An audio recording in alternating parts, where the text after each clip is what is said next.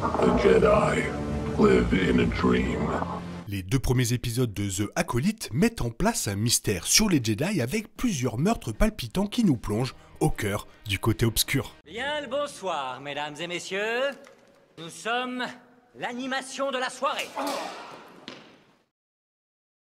Star Wars a toujours eu tendance à parcourir la chronologie à son gré. Même la saga Skywalker a été racontée dans le désordre. Mais il n'y a jamais eu quelque chose de comparable à cette série.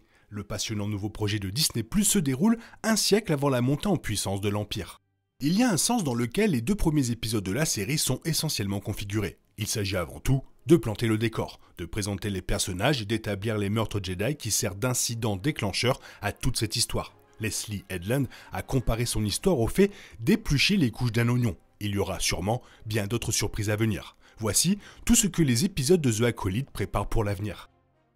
Mahé et Osha Aniseya sont des jumelles de la planète Brendok, un monde jamais vu auparavant dans l'histoire de Star Wars. Elles ont été séparées il y a des années lorsqu'un événement impliquant un groupe de 4 Jedi est arrivé sur Brendok. Les 2 premiers épisodes suggèrent que Mahé a agi avec rage et méchanceté et que d'une manière ou d'une autre, elle a causé la mort de la famille. Les Jedi partirent avec Osha, ignorant que Mahé était toujours en vie.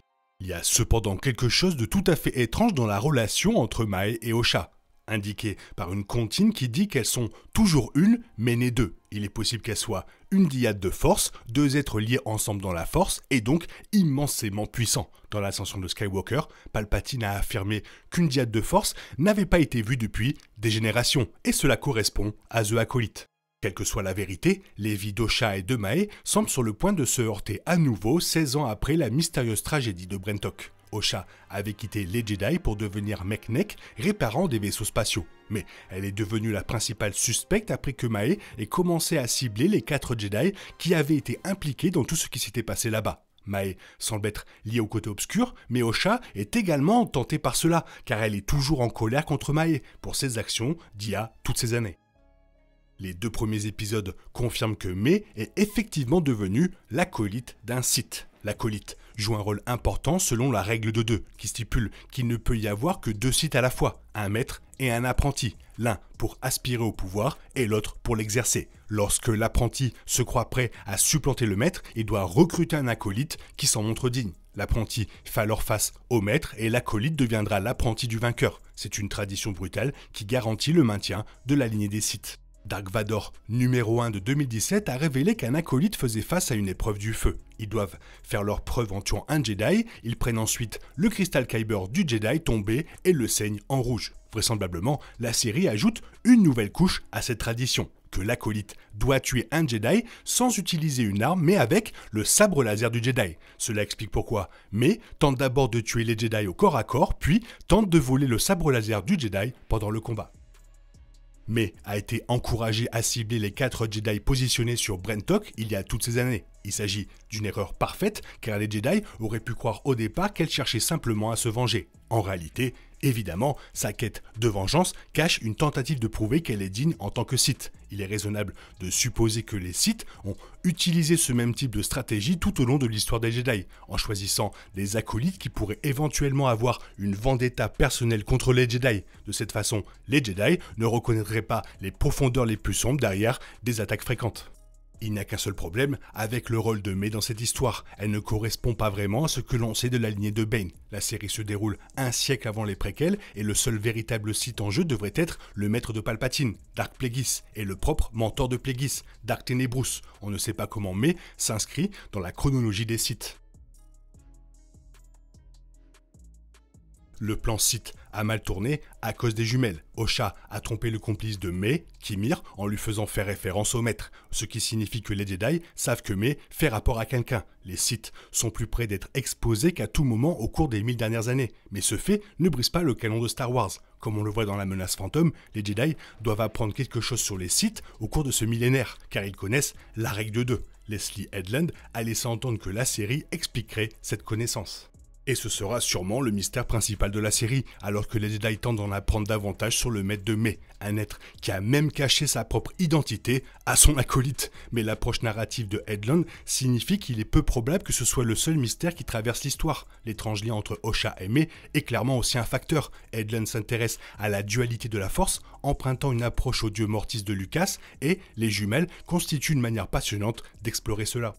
Mais cache autant de choses qu'elle peut à son maître, conspirant avec Kimir pour cacher le poison qu'elle a utilisé sur le maître Jedi Torbin. Le Seigneur Sith n'est peut-être pas très content lorsqu'il apprend que son acolyte a révélé son existence, même si elle n'a pas été en mesure de révéler son identité. Acolyte se dirige vers un terrain dangereux pour les Sith. Mai est clairement une guerrière incroyablement talentueuse, suffisamment bien entraînée pour intéresser les Jedi. Elle tient tête au maître Jedi Indara, mais est incapable de la vaincre sans recourir à ses armes, ce qui signifie qu'elle a échoué dans sa tâche. Elle fait preuve d'énormes compétences de combat au corps à corps, mais elles ne suffisent pas, et il est frappant qu'elle ne semble pas être puissante dans la force, incapable de briser le bouclier de force projeté par le maître Torbin. Tout cela soulève la possibilité inquiétante qu'un autre jeu soit en cours, que le maître de Mai la trompe lorsqu'il prétend la former comme acolyte. Cela expliquerait pourquoi il a négligé sa formation dans la force. Si Mai fait effectivement partie d'une diade de force ou d'une autre vergence de force ésotérique, alors elle et Osha seraient toutes les deux des prix recherchés par les Sith. Le mystère de The Acolyte pourrait comporter bien plus de rebondissements. Le Sith dans la série n'a pas encore été révélé. Non seulement il cache son visage avec un masque, mais il utilise également un modulateur de voix pour dissimuler complètement sa voix. À la lumière de cela, il est fort possible que le Sith soit quelqu'un que les Jedi pourraient reconnaître. Cependant, même en dehors de ce que cela suggère pour les Jedi, cela signifie que la série n'a pas encore révélé s'il s'agit du maître ou de l'apprenti. Étant donné que ce Sith recherche si activement le bon acolyte, il semble très probable qu'il soit l'apprenti, espérant trouver son propre apprenti avant d'usurper son maître. Cela pourrait s'avérer très intéressant, car cela signifie qu'un maître Sith est toujours là quelque part et n'a pas encore été révélé. De plus, cela pourrait signifier que la série montre un apprenti Sith renversant son maître en temps réel, ce qui serait complètement fou.